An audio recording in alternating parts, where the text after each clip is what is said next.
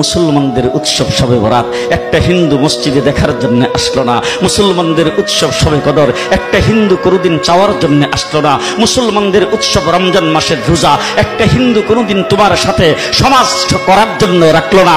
একটা হিন্দু কোনোদিন তোমার ঈদের নামাজে আসলো না। একটা হিন্দু কোনোদিন তোমার সাথে জুমার নামাজে অংশগ্রহণ করলো না। তোমাকে দেখার জন্য পর্যন্ত আসলো না।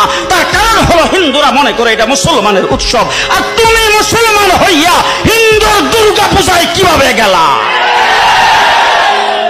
তোমার কি হয়ে গেল? তোমার কি লজ্জা শরম তুমি ধুয়ে ফেলে দিয়েছো? তোমার কি কোনো লজ্জা শরম নাই? লজ্জা শরম নাই? আবার কি সুন্দর বলতেছ, ধর্ম যার যার উৎসব সবাই। হাই হাই হাই, ও মুসলমান যুবকেরা ভালো করে শোনো, ধর্ম যার যার উৎসব সবার, তাইলে বিয়া যার যার বউ তো সবার। জি, বিয়ে যার যার বউ সবার, পুষ্কুনি যার যার মাস সবার, গাছ যার যার ফল সবার, ক্ষেত যার যার ফসল সবার, দোকান যার যার মাল সবার। এখন ঘুমাইছে কি কথা বলেন না কেন? তাহলে আমার দোকানের মাল যদি আমার হয়, আমার ক্ষেতের ফসল যদি আমার হয়, আমার গাছের ফল যদি আমার হয়, আমার গাছের নারিকেল যদি আমার হয়, আমি বিয়ে করলে বউ যদি আমার হয়, মুসলমান আমার পুষ্কুনির মাছ যদি আমার হয়, তাইলে ধর্ম যার উৎসব তার।